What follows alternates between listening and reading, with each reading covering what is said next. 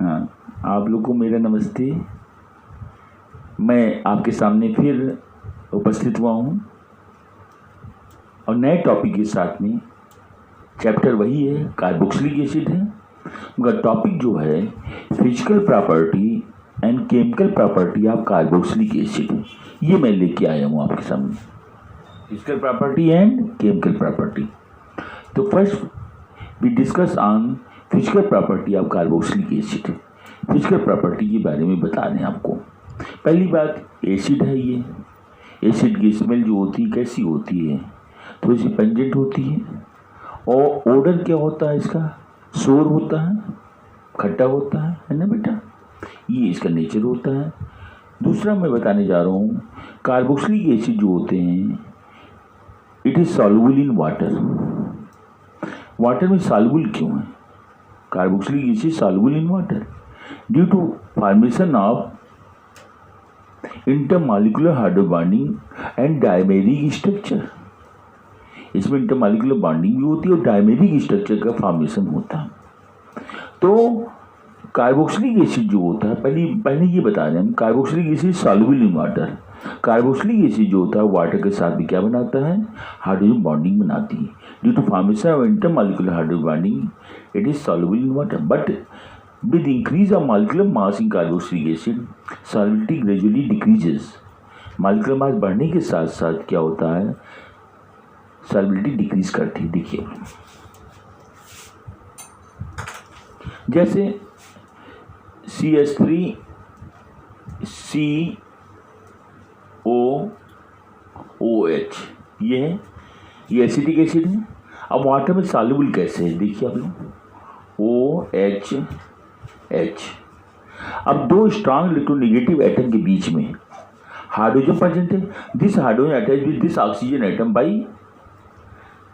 Hydrogen bonding. इसीलिए acetic acid क्या water में क्या है? सॉल्युबल है। समझ में आया बेटा? इसीलिए एसिटिक एसिड क्या है? वाटर में सॉल्युबल है।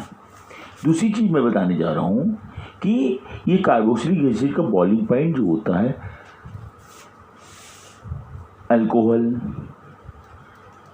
एल्केन से ज़्यादा होता है। क्यों होता है ऐसा? सभी कंपाउंड से कार्बोक्सिलिक एसिड का बॉइलिंग पॉइंट ज़्यादा क्यों होता है?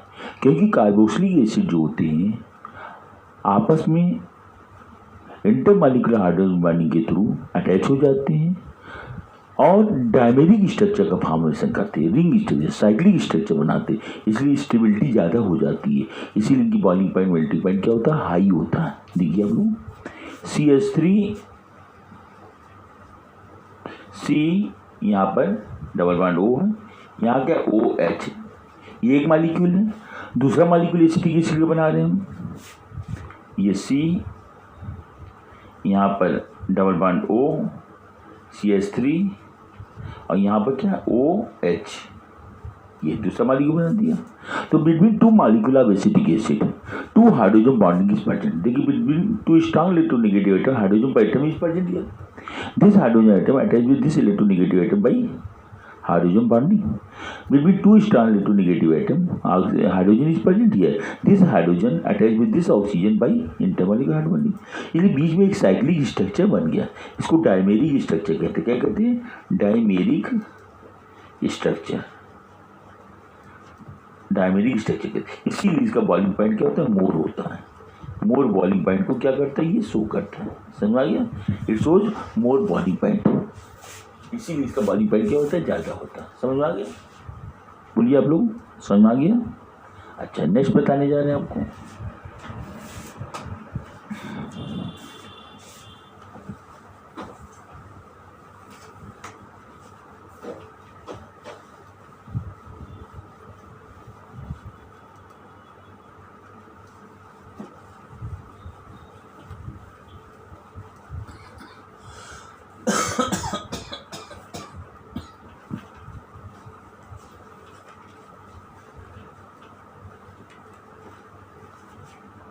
देखिए आप लोग, नेक्स्ट पॉइंट बताना जा रहा हूँ। एसिटिक एसिड जो होता है CH3 C double bond OH, ये रिजोनेटिंग स्ट्रक्चर को शो करता है।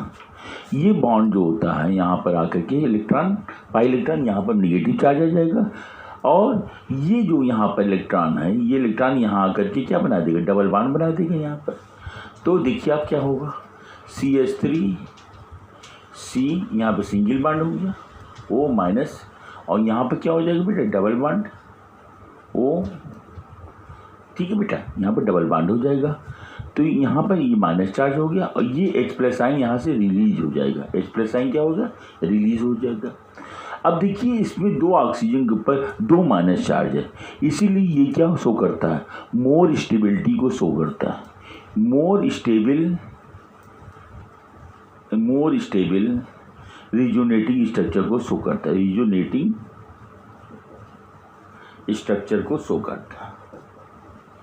इसलिए जितने ज़्यादा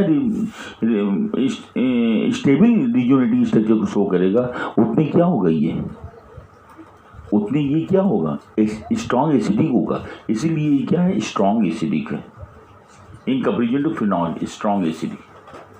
मगर फिनॉल में क्या है बेटा, ये देखिए फिनॉल का बना दे रही है, ये फिनॉल बेटा, ये फिनॉल है OH। अब इसमें देखिए रिजोनेटिंग स्ट्रक्चर बना दें हम, ये दो यहाँ पर ये है, ये इलेक्ट्रॉन पेयर यहाँ डबल बॉन्ड बना देगा, क्या इस पर माइनस चार्ज आ जाएगा। तो यहाँ क्या बना, ये इस तरीके से यहाँ पर डबल बॉन्ड O माइनस, ये बन जाएगी नहीं बेटा, और H प्लस आयन यहाँ से क्या होगा, रिलीज हो जाएगा, यहाँ से H प्लस आयन क्या हो जाएगा, रिलीज हो जाएगा। H प्लस ऑक्साइड आयन बनाता है, और H प्लस आयन क्या होता है, यहाँ से रिलीज हो जाता है। तो यहाँ पर जो है रिजोनेटिंग स्ट्रक्चर तो शो कर रहा है बेटा, बाकी यहाँ ऑक्सीजन में एक माइनस चार्ज है, और यहाँ पर एसिटिक एसिड में दोनों ऑक्सीजन में दो माइनस चार्ज है, इसलिए ज़्यादा स्टेबल रिजोनेटिंग स्ट्रक्चर है इन कंपेरिजन टू दिस। इसीलिए स्ट्रॉन्ग एसिड, और ये क्या है बेटा, वीक एसिड है, इसीलिए क्या ये वीक एसिड है।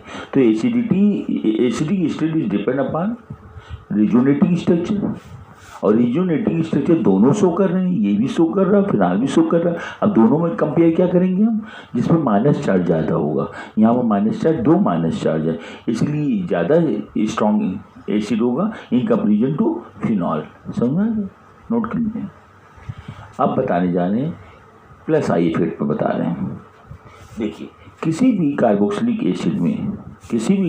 एसिड में प्लस आई इफेक्ट ग्रुप होता है तो उसकी स्ट्रेंथ क्या होती है, डिक्रीज हो जाती है, क्योंकि प्लस आई इफेक्ट क्या होता है, इलेक्ट्रॉन क्या होता है, रिलीजिंग ग्रुप होता है। क्या होता है, इलेक्ट्रॉन रिलीजिंग, ये रिपेलिंग ग्रुप होता है, इलेक्ट्रॉन रिपेल करता है ना, क्या करता है ये, इलेक्ट्रॉन रिपेल करता है, इलेक्ट्रॉन क्या करता है, ये रिपेल करता है। तो प्लस आई इफेक्ट में क्या होता है, इलेक्ट्रॉन रिपेलिंग ग्रुप होता है, यहाँ पर रिपेल करता है इलेक्ट्रॉन को, क्या करता है, रिपेल करता है इलेक्ट्रॉन को। इसीलिए स्ट्रेंथ क्या होती है, एसिडिक स्ट्रेंथ वीक हो जाती है। जैसे देखिए आप, जैसे आप जानते होंगे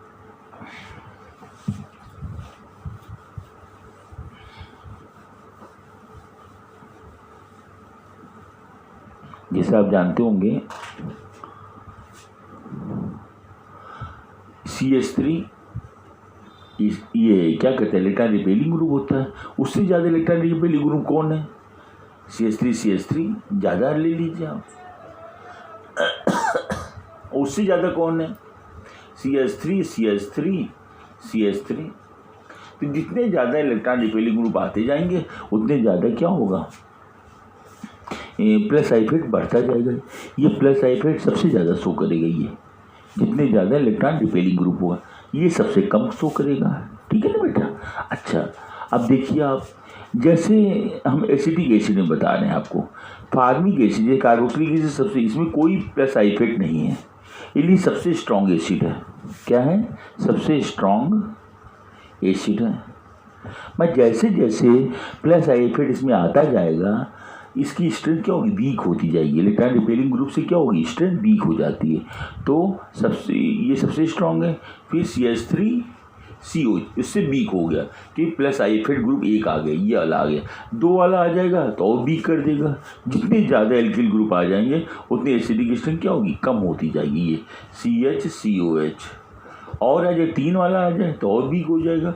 CH3COH ये और वीक हो गया। सबसे स्ट्रांग एसिड ये और सबसे वीक एसिड कौन है? ये है वीक एसिड। ये ध्यान रखिएगा आप लोग कि एसिडिक एसिड स्ट्रेंथ जो होती है प्लस आई इफेक्ट की वजह से क्या होती है? डिक्रीज कर जाती है, और माइनस आई इफेक्ट से क्या होती है? बढ़ जाती है। ये ध्यान रखेंगे आप लोग, माइनस आई इफेक्ट से क्या होती है? एसिडिक स्ट्रेंथ बढ़ जाती है ना बेटा। देखिए नेक्स्ट है, आप देख लीजिए, जैसे इलेक्ट्रॉन रिलीजिंग ग्रुप में सबसे ज़्यादा रिलीजिंग ग्रुप कौन है? CH3 है सबसे ज़्यादा। उसके बाद क्या? OCH3 है। उसके बाद क्या है? OH है। उसके बाद क्या? NH2। ये ध्यान रखेंगे इलेक्ट्रॉन रिलीजिंग ग्रुप में ये हमारा है, ठीक है। तो ये जो होता है सबसे ज़्यादा एसिडिक कैरेक्टर को शो करेगा। देखिए आप लोग, ये जैसे ये कार्बोक्सिलिक एसिड है बेंजीन में, ये बेंजीन, ये कार्बोक्सिलिक एसिड है, ये वीक है। अब CH3 होने से क्या होगा? और वीक हो जाएगा। यहाँ CH3 आ गया, इससे और वीक हो गया। फिर उससे वीक होने के लिए क्या करेंगे हम? OCH3 आ जाएगा, तो उससे वीक हो जाएगा ये COH, और यहाँ पर OCH3 आ गया। उससे वीक करना है तो OH आ जाए।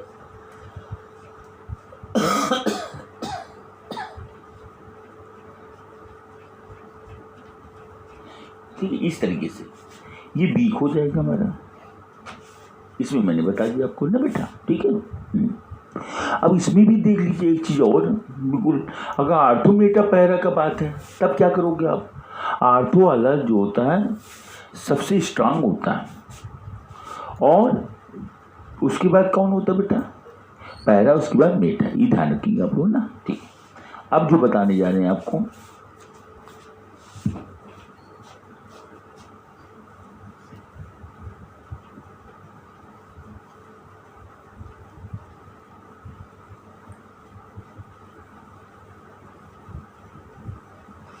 प्लस आई इफेक्ट से क्या होगा?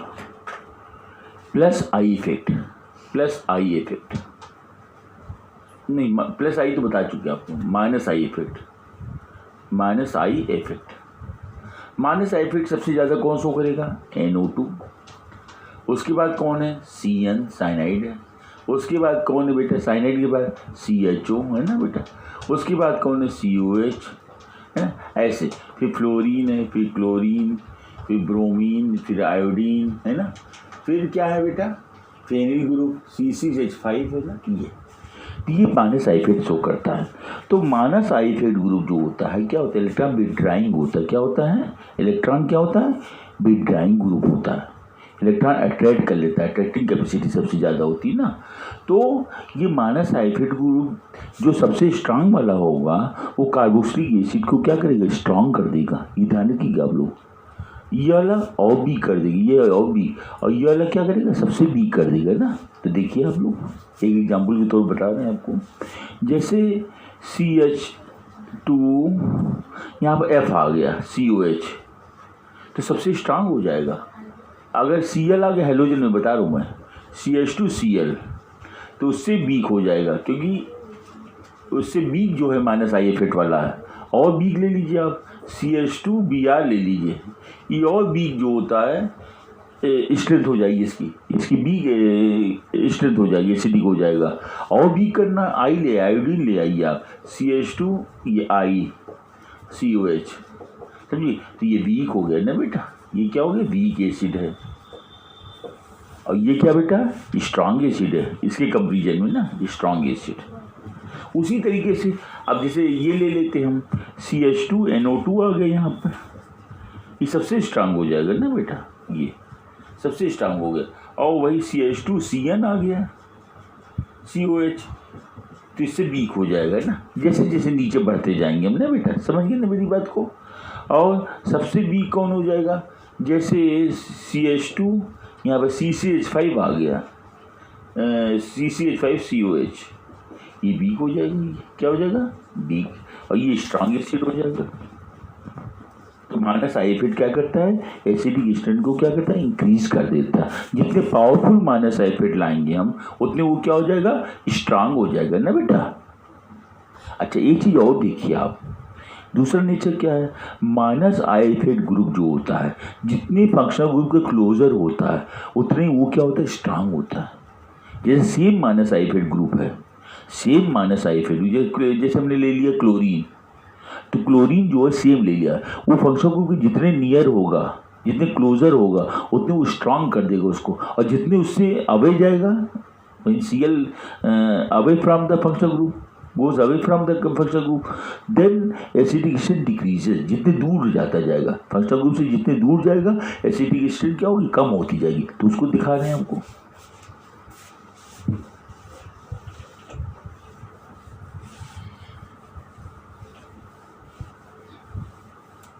जैसे देखिए अभी हम बता रहे हैं आपको, जैसे बेटा CH3 CH2 CHCl, यहाँ बिल्कुल क्लोज है। ये कार्बोक्सिलिक ग्रुप की क्या है, कार्बोक्सिलिक ग्रुप के Cl माइनस आइफेड ग्रुप बिल्कुल क्लोज इसके है, ठीक है बेटा। तो सबसे स्ट्रांग हो गई है। अब जैसे दूर होता जाएगा वीक होता जाएगा, CH3 CH, या सेकेंड यहाँ पर आ गया, और CH2 COH, तो ये वीक हो गया, और दूर जाएगा और वीक हो जाएगा, CH2 Cl CH2 COH, ये वीक हो जाएगा। ये क्या हो गया, वीक एसिड हो गया, और ये क्या हो गया, स्ट्रांग एसिड हो गया। ये ध्यान रखिएगा, ये सिचुएशन भी आ सकती है, ठीक है। तो फंक्शनल ग्रुप के जितने नियर होगा, क्लोजर होगा, उतने क्या होगा, स्ट्रांग होगा, और जितने दूर होगा, ये दूर है बिल्कुल इससे फंक्शनल ग्रुप से, इसलिए क्या होगा, वीक हो जाएगा। फिर नेक्स्ट हम बताने जा रहे हैं आपको, और क्या बताने जा रहे हैं, अगर सेम फंक्शनल ग्रुप, उस सेम माइनस आइफेड ग्रुप रिपीट हो रहा है, मल्टीप्लाई हो रहा है कार्बोक्सिलिक ग्रुप में, तो उसको स्ट्रांग कर दिया जाएगा। मल्टीपल फॉर्म में अगर है, एक रहेगा माइनस आइफेड ग्रुप वही सेम वाला, तो कम एसिडिक स्ट्रेंथ होगा। अगर उसी को रिपीट करते जाए 2 बार 3 बार 4 बार, तो उतने वो स्ट्रांग होता जाएगा ना बेटा, स्ट्रांग रिपीट करने पर। देखिए रिपीट कर रहे हैं, जैसे देखिए Cl को हम कर रहे हैं, जैसे CH2 Cl है बेटा, COH, ये हमारा एसिड है। Cl माइनस आई हुई जैसे क्या होगा, स्ट्रांग हो जाएगा। भाई इससे स्ट्रांग करना तो और रिपीट करते जाइए आप, यहाँ पर CH, यहाँ Cl ले आइए, यहाँ Cl ले, 2 Cl ले आइए, यहाँ हाइड्रोजन हटा करके रिपीट हो गया माइनस है, तो और स्ट्रांग हो जाएगा ये। और स्ट्रांग करना चाहते हैं, यहाँ हाइड्रोजन हटा के एक Cl और ले आइए। अब ये देखिए Cl, ये Cl, 3 Cl ले आए COH, तो ये और स्ट्रांग हो जाए, तो स्ट्रांग एसिड हो गई ये स्ट्रांग एसिड। और ये क्या है, ये वीक एसिड है ना बेटा, वीक एसिड है ना, ठीक है। और देखिए आप, जैसे बेंजीन रिंग में है, बेंजीक एसिड क्या होता है, बेंजोइक एसिड क्या है, वीक एसिड है ना, क्या है, वीक है। इसको और वीक करना है तो क्या करना पड़ेगा इसमें, जैसे प्लस आइफेड ग्रुप ले आइए आप, क्या ले आते हैं, प्लस आइफेड ग्रुप। जैसे देखिए आप, यहाँ COH, यहाँ OCH3 ले आइए आप, और वीक हो गया। और इसको स्ट्रांग करना चाहते हैं तो माइनस आइफेड ले आइए आप। जैसे देखिए ये इस तरीके से अब कर दीजिए। और स्ट्रांग करना चाहते हैं तो यहाँ पे NO2 ले आइए, ये देखिए, तो ये स्ट्रांग हो गई, ये स्ट्रांग एसिड है ये। और ये क्या हो गया, वीक एसिड है। इलेक्ट्रॉन रिलीजिंग ग्रुप है ये इलेक्ट्रॉन विड्राइंग ग्रुप है। NO2 क्या है, ये इलेक्ट्रॉन विड्राइंग ग्रुप है, और ये क्या है, इलेक्ट्रॉन रिलीजिंग है। तो इलेक्ट्रॉन विड्राइंग ग्रुप से स्ट्रांग हो जाएगा, इलेक्ट्रॉन रिलीजिंग से क्या हो जाएगा, वीक हो जाएगा। तो ये स्ट्रांग एसिड है, ये क्या है, स्ट्रांग एसिड है, और ये क्या है, वीक एसिड हो गया हमारा, है ना। समझ में आ गई बेटा। इस तरीके से हमने बताया आपको स्ट्रेंथ कैसे बढ़ा सकते हैं हम, एसिडिक स्ट्रेंथ। ये फिजिकल प्रॉपर्टी के अंतर्गत मैंने सब चीज़ें आपको बताई, ठीक है। और देख लीजिए आप तो मेटा पैरा बता दे रहे हैं आपको। जैसे इस तरीके की सिचुएशन है कि NO2 ग्रुप जो है ये बेंजोइक एसिड है, इसको स्ट्रांग करना मुझे, इसको स्ट्रांग एसिड बनाना है। तो उसके लिए क्या करोगे आप, इससे स्ट्रांग करने के लिए अगर हम ले आते हैं COH ग्रुप, यहाँ पर NO2 यहाँ ले आते हैं, तो क्या होगा, नहीं मेटअप ले आते, तो इससे स्ट्रांग हो गया, ये इससे स्ट्रांग एसिड हो गया। और आइए आप इस पैरब ले आते तो और स्ट्रांग हो जाएगा। यहाँ पर ले आते हैं COH, पैरब ले आते तो और स्ट्रांग हो गया। आर्थो, ये मेटा पर हो गया, ये पैरा पर हो गया। और आर्थो ले, आर्थो इलेक्ट्रॉन डेंसिटी ज़्यादा होती, यहाँ पर देखिए आप आर्थो पर COH ग्रुप और आर्थो पर NO2 ले आया तो स्ट्रांग एसिड हो जाएगा। क्या हो जाएगा? Strong acid. आर्थो पर ज़्यादा हो जाएगी, आर्थो पोजीशन है, और ये वीक एसिड होगा, ये सबसे वीक एसिड है। इस तरीके से हम बेंजोइक एसिड की एसिडिक स्ट्रेंथ को हम इस ऑर्डर में बढ़ा सकते हैं। माइनस आई इफेक्ट से क्या होगा?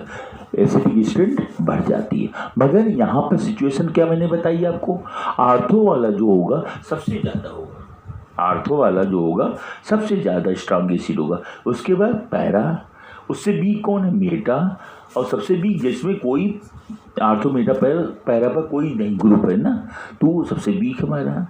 इस तरीके से मैंने फिजिकल प्रॉपर्टी जितनी थी मैंने सब कंसीडर किया। अब मैं बताने जा रहा हूँ आपको केमिकल प्रॉपर्टी। क्या बताने जा रहे हैं आपको? Chemical property.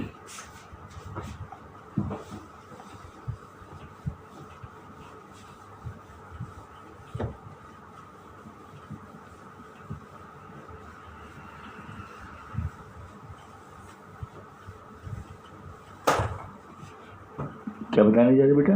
Chemical property. Chemical property ये बताने जा रहे हैं। पहला बता रहे हैं एसिडिक नेचर। एसिडिक नेचर कैसे शो करता है ये? एसिडिक नेचर फर्स्ट देखिए आप, अगर एसिटिक एसिड या कार्बोक्सिलिक एसिड है तो मेटल से रिएक्शन करने पर हाइड्रोजन को क्या करता है? डिस्प्लेस कर देता है। ये नेचर होता है एसिड का। अगर वो एसिड है तो उसमें सोडियम मेटल मिला देंगे तो हाइड्रोजन को क्या करता है? डिस्प्लेस कर देता है। इससे पता चलता है ये एसिडिक नेचर को शो करता है। ठीक है, देख लीजिए आप लोग, CH3COH, इसमें सोडियम मिला देते बेटा, तो सोडियम, अगर ये एसिड है तो सोडियम क्या करेगा? हाइड्रोजन को डिस्प्लेस कर देगा, हाइड्रोजन को डिस्प्लेस और सॉल्ट बना देगा। 2CH3CONA सोडियम एसीटेट बना देगा और हाइड्रोजन को क्या करेगा? डिस्प्लेस कर देता है। इससे पता चलता है ये एसिड है। दूसरा देखिए, अगर ये एसिड है, इसमें सोडियम बाइकार्बोनेट मिलाते हैं तो एफिबेसेंस ऑफ CO2 गैस का फॉर्मेशन होता है। अगर ये कार्बोक्सिलिक एसिड है तो इसमें अगर सोडियम बाइकार्बोनेट बेकिंग सोडा मिलाते हैं तो क्या होता है? एफिबेसेंस ऑफ CO2 गैस फॉर्म होती है। इससे पता चलता है कार्बोक्सिलिक एसिड है। देखिए आप लोग, acetic acid plus sodium bicarbonate. अब देखिए बेटा, ये सोडियम जो होगा यहाँ हाइड्रोजन जगह आ जाएगा, हाइड्रोजन यहाँ आगे वाटर बना देगा CO2, ये सोडियम यहाँ आगे सोडियम एसीटेट बना देगा CH3CONA plus H2O plus CO2। तो इस तरीके से इसकी एफरवेसेंस निकलती है। क्या निकलती है? एफरवेसेंस।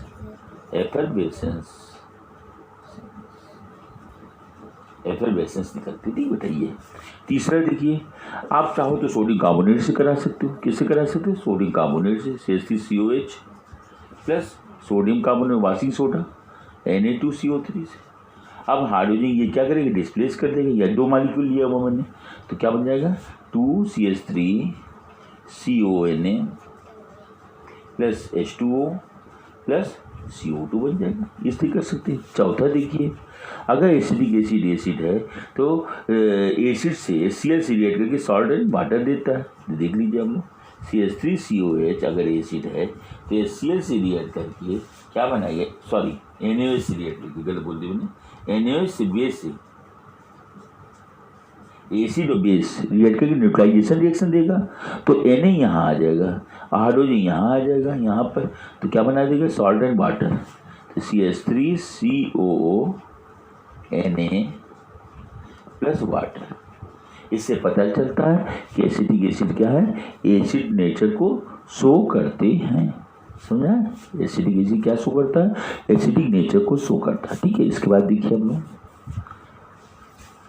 नोट कर लीजिए इसको।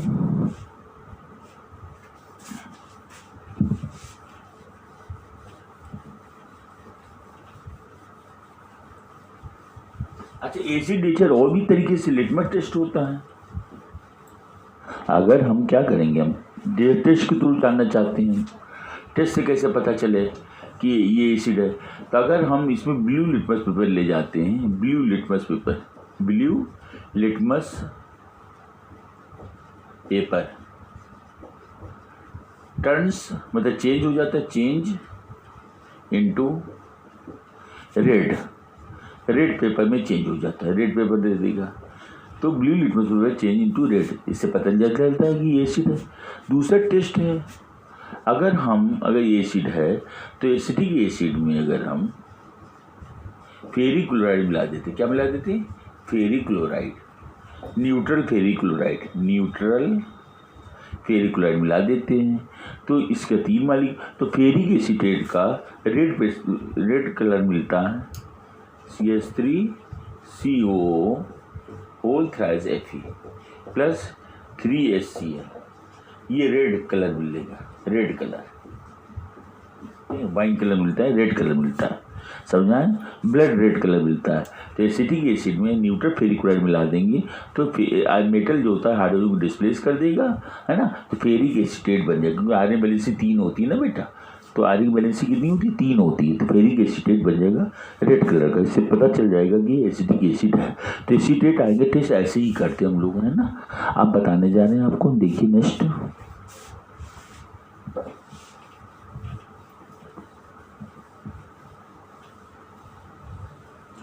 नेक्स्ट बता रहे हैं dehydration of carboxylic acid, dehydration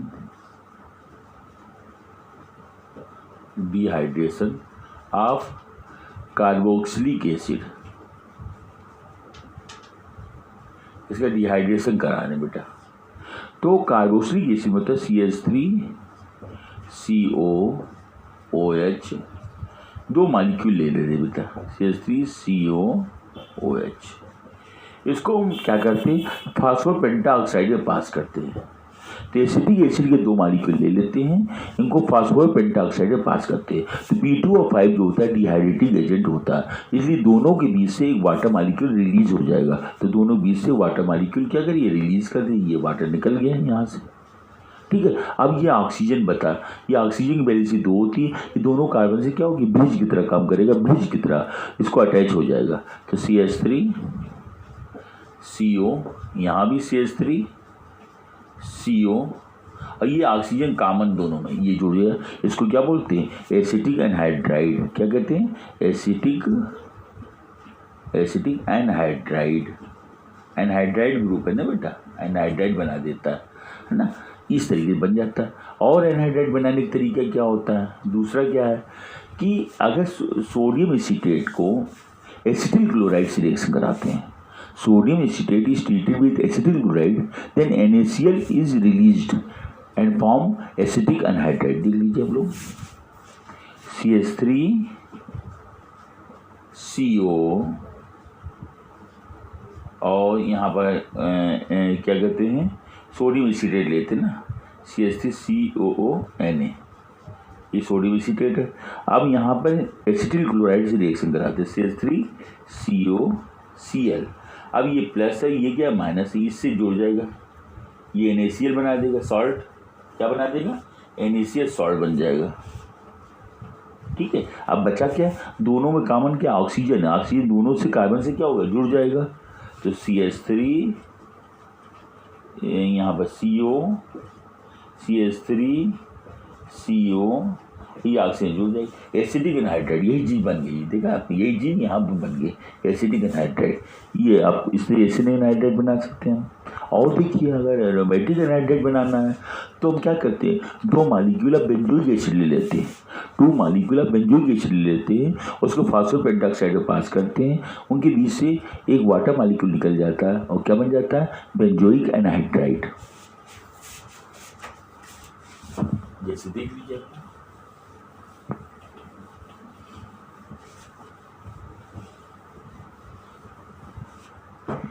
benzoic acid का 2 मॉलिक्यूल ले लेते हैं, ये देखिए आप लोग, ये है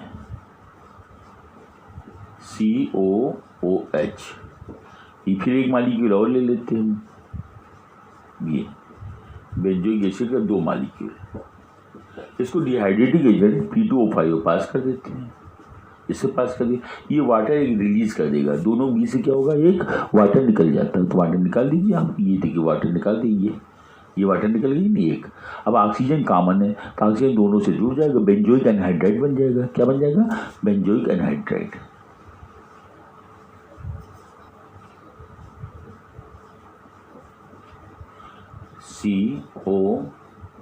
CO ये ऑक्सीजन जुड़ जाएगा प्लस तो क्या बोलेंगे इसे? Benzoic anhydride. Benzoic anhydride. उसी तरीके से सोडियम बेंजोएट ले लीजिए आप। क्या ले लेते हैं? Sodium benzoate. ये सभी ऊपर वाले में किया था मैंने, CONA। और फिर ले लीजिए एसिटिल क्लोराइड ले लीजिए आप, COCl। देखा आपने? तो सोडियम बेंजोएट और बेंजोइल क्लोराइड ले लेते हैं, सोडियम बेंजोएट और बेंजोइल क्लोराइड ले लेते हैं। दोनों के बीच से NaCl निकल जाएगा। ये पॉजिटिव होता है, ये नेगेटिव होता है, ये सॉल्ट बना देगा, ये NaCl बना देगा। ऑक्सीजन कॉमन है, दोनों से जुड़ जाएगा। ऑक्सीजन क्या है? कॉमन है, दोनों से जुड़ जाएगा। तो क्या हो जाएगा? Benzoic anhydride.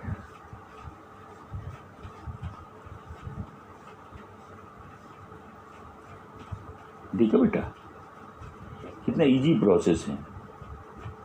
ये ऑक्सीजन दोनों जोड़ गए, वही चीज बन गई नहीं, बेंजोइक एनहाइड्राइड वही चीज बनी है, वही चीज बनी कि नहीं बेटा? और प्लस NaCl। तो ये मैंने डिहाइड्रेशन बताया। क्या बताया? डिहाइड्रेशन ऑफ कार्बोक्सिलिक एसिड से हमने आपको बताया कैसे रिएक्शंस होते हैं। तो ऐसे बहुत से एग्जाम्पल दे के मैंने आपको समझाया मैंने, ठीक है। आप देखिए, आप नेक्स्ट है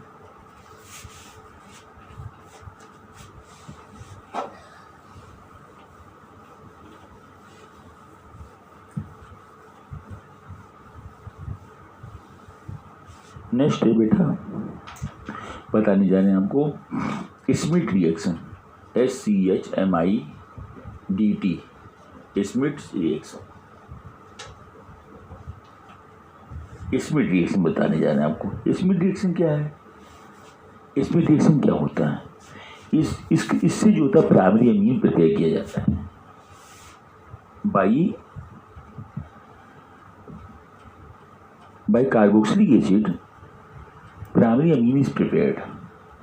carboxylic acid is treated with hydrazoic acid. Hydrazoic acid क्या होता है? N3H। हाइड्रोजोइक एसिड क्या होता है? N3H होता है।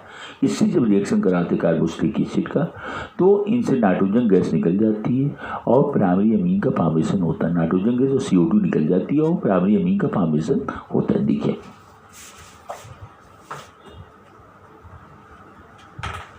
देखिए ये आपका RCOOH, ये कार्बोक्सिलिक एसिड। हाइड्रोजोइक एसिड क्या होता है? N3H। इससे कराते बेटा, तो क्या होगा बेटा? ये CO2 गैस यहाँ से क्या होगी? निकल जाती है। CO2 गैस क्या होती है? ये निकल जाती है। और यहाँ पर जो है NH यहाँ जुड़ जाता है, N2 यहाँ से निकल जाएगा, CO2 और N2 निकल जाएगा। CO2 यहाँ से निकल गया, यहाँ से N2 निकल जाएगा, NH बचा यहाँ जुड़ जाएगा तो NH2 नहीं हो गया, RNH2। प्राइमरी अमीन का क्या हो जाएगा? फॉर्मेशन हो जाएगा। क्या बन जाएगा? Primary amine. प्राइमरी अमीन का फॉर्मेशन हो जाएगा। जैसे एग्जाम्पल में ले लीजिए CH3COOH, एसिटिक एसिड ले लिया, हाइड्रोजोइक एसिड से रिएक्शन कराते हैं तो ये CO2 निकल जाएगा बेटा। क्या निकल जाएगी? CO2 निकल गया है ना, और यहाँ से N2 निकल जाएगा। CO2 और N2 निकल गया। अब बचा क्या? यहाँ पर NH बचा हुआ, NH यहाँ जुड़ जाएगा, CH3NH2 है ना, CH3NH2। प्राइमरी अमीन बना कि नहीं? जैसे देखिए बेंजोइक एसिड ले लीजिए आप, जैसे ये बेंजोइक एसिड है ना बेटा, COOH बेंजोइक एसिड। इसका हाइड्रोजोइक एसिड से रिएक्शन कराते हैं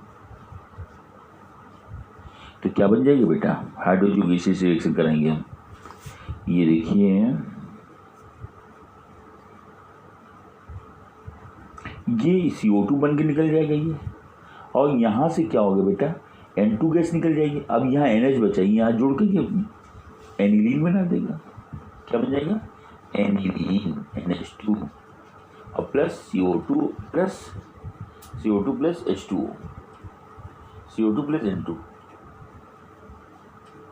CO2 प्लस N2 बन जाएगा ना। ये इस तरीके हो जाएगा। अब नेक्स्ट बताने जा रहे हैं, नेक्स्ट लिखिए आप लोग, डाइजोमीथेन रिएक्शन। रिएक्शन भी डाइजोमीथेन। देखिए नोट कर लीजिए। अब बताने जाए डायजोमीथेन्स रिएक्शन।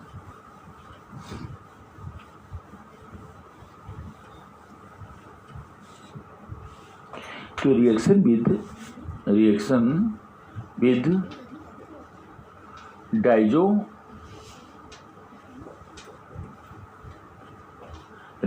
डायजोमीथेन, किसी रिएक्शन करा रहे हैं, डायजोमीथेन से करा रहे हैं, तो ईस्टर का फॉर्मेशन होगा।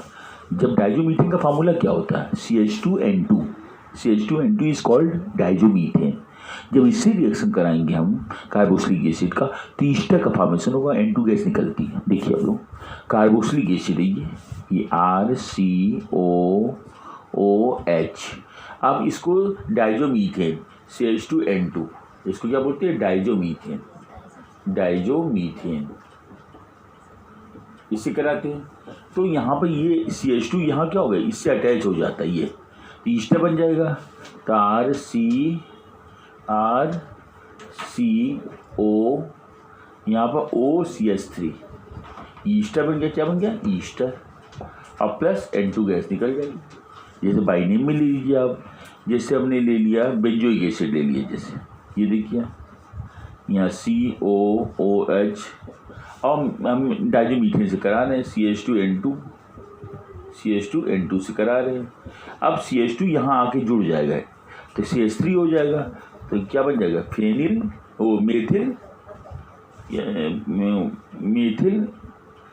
मेथिल बेंजोएट, COOCH3, मेथिल, ये क्या बोलेंगे, मेथिल बेंजोएट है ना बेटा।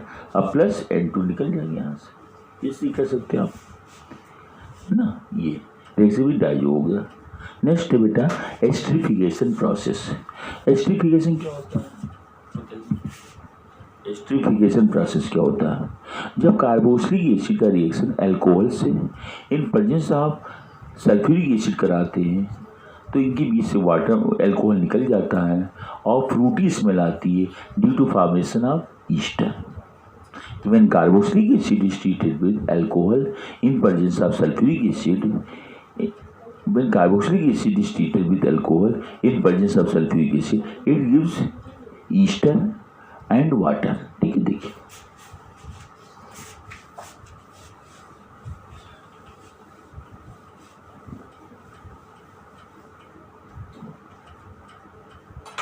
एस्टरिफिकेशन क्या बता रहे हैं हमको, एस्टरिफिकेशन।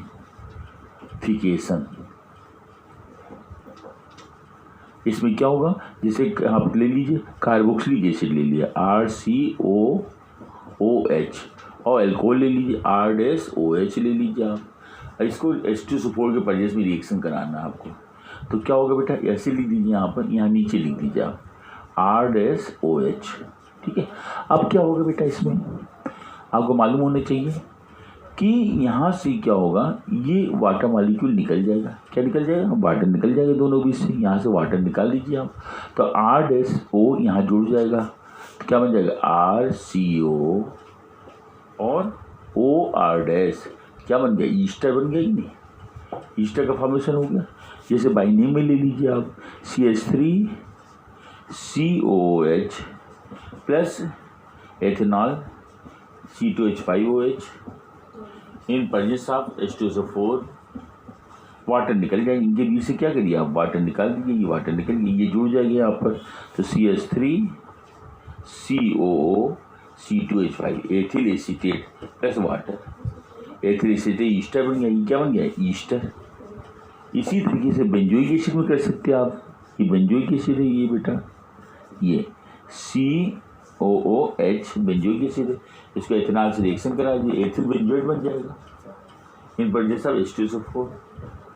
तो क्या हो जाएगा, एक वाटर निकल जाएगा, यहाँ से वाटर निकाल दीजिए आप ये, और ये पार्ट यहाँ जुड़ जाएगा, तो एथिल बेंजोएट बन जाएगा, ethyl benzoate COC2H5 ethyl benzoate plus water, इसी को एस्टरिफिकेशन कहते हैं। ठीक है, यह काल्शियम सोडे से हाइड्रोलिसिस क्या होगा, नहीं काल्शियम जो हो चुका है, इस तरीके से समझ आए इसको।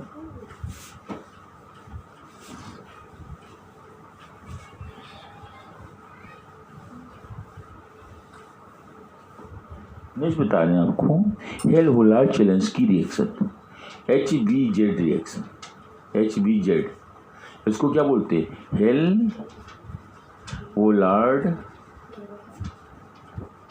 Zelensky reaction, Hell Volhard Zelinsky reaction. ये क्या होता है बेटा, जानते हैं आप लोग हेल होलार्ड जेलेंस्की रिएक्शन क्या चीज़ है? हेल होलार्ड जेलेंस्की रिएक्शन में क्या होता है?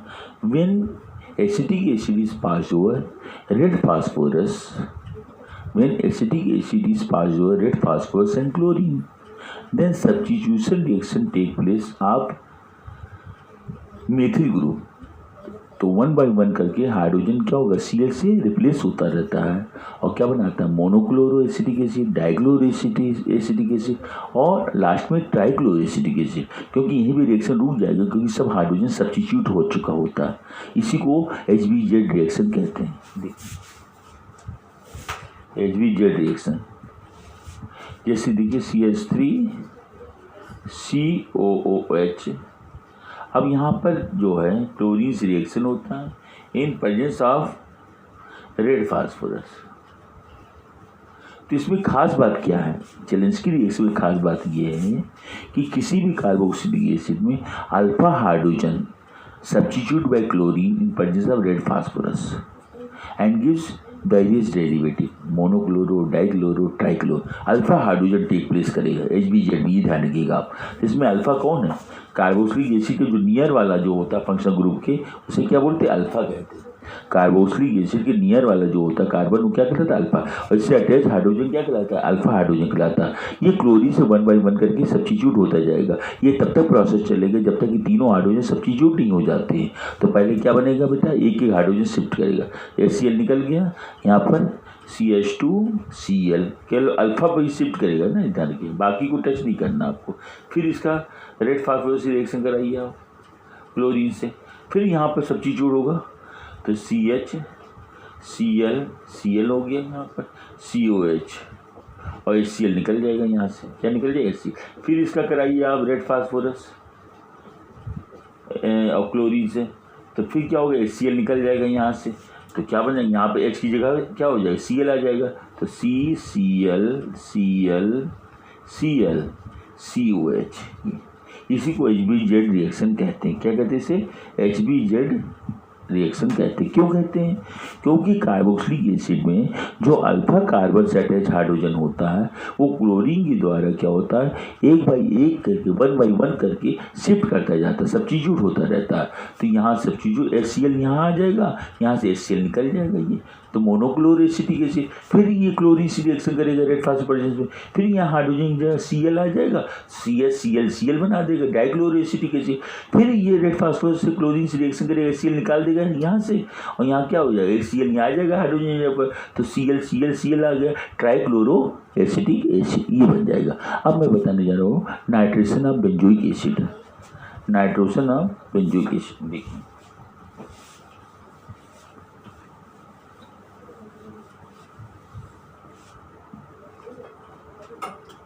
नाइट्रेशन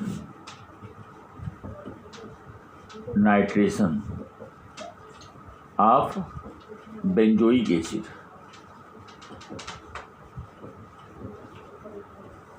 जब बेंजोइक एसिड को कंसंट्रेट नाइट्रिक एसिड से, बेंजोइक एसिड को कंसंट्रेट नाइट्रिक एसिड से, इसको तोड़ के लिख दे रहे हैं, HONO2 लिख दे रहे हैं, है ना, HONO2 कंसंट्रेट नाइट्रिक एसिड से इन presence of concentrate sulphuric acid reaction कराते हैं, तो COH ग्रुप जो होता है कार्बोक्सिलिक ग्रुप, ये COH ग्रुप ये है हमारा, ये मेटा डायरेक्टिंग होता है। कैसा होता है? मेटा डायरेक्टिंग, मतलब 1 3 पोजीशन पर जाएगा। तो NO2 ग्रुप जो होता है 3 पोजीशन पर चला जाता है। कहाँ चला जाता है?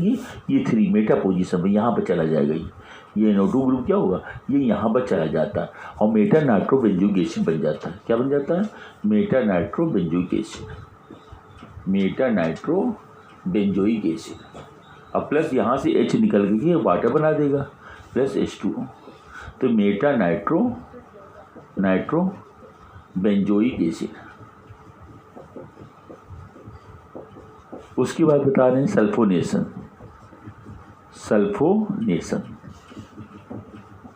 जब बेंजोइक एसिड का रिएक्शन कंसंट्रेट सल्फ्यूरिक एसिड से कराते हैं।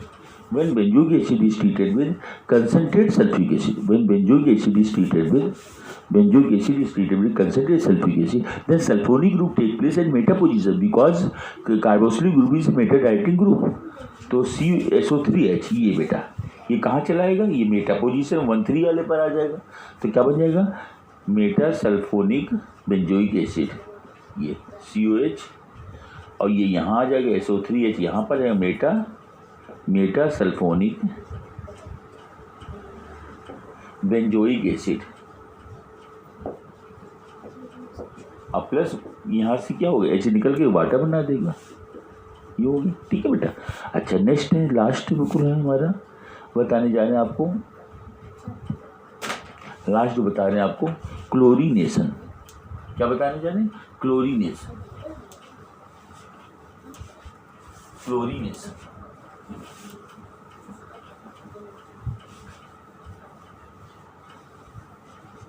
हाँ, क्लोरीनेशन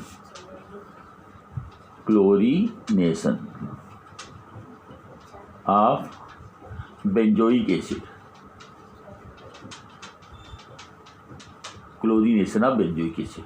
तो जब बेंजोइक एसिड का क्लोरीन से रिएक्शन कराते हैं इन प्रेजेंस ऑफ आयरन कैटलिस्ट, तो मोनो सब्स्टिट्यूशन होता है और it gives monochloro benzoic acid, metachloro benzoic acid. तो बेंजोइक एसिड ये है हमारा, इसका जो है हम COH, इसका क्लोरीन से रिएक्शन कराते हैं डार्क में कराते हैं, तो मोनोक्लोरो सब्स्टिट्यूशन हो जाता है। Cl यहाँ पर मेटा पोजीशन सब्स्टिट्यूट हो जाएगा और मेटाक्लोरो बेंजोइक एसिड बनाएगा।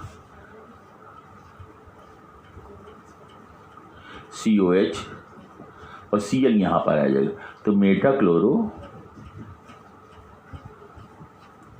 बेंजोइक एसिड और प्लस यहाँ क्या बन जाएगा, HCl। ठीक है, मेटाक्लोरो बेंजोइक एसिड इस तरीके से बन जाएगा हमारा। तो इसका केमिकल प्रॉपर्टी बहुत लंबी है, इसको हम 2 पार्ट में डिवाइड कर दिया है। ये फर्स्ट पार्ट यहीं पर ख़त्म करते हैं। अब इसकी केमिकल प्रॉपर्टी जो है सेकंड पार्ट में मैं tomorrow I will discuss second part of the chemical property of the benzoic acid. आप लोग को हमारा के श्रीवास्तव का नमस्कार आप लोग को, और आप मेरे चैनल को सब्सक्राइब शेयर ज़रूर करिएगा, ये आपसे रिक्वेस्ट है। अपने फ्रेंडों से कहिएगा, अपने रिलेटिव से कहिएगा, और जो आपके आस पड़ोस हो इसलिए ज़्यादा से ज़्यादा सब्सक्राइब करने की कोशिश कीजिएगा। और मैं यहीं पर ये ख़त्म करता हूँ। नमस्कार।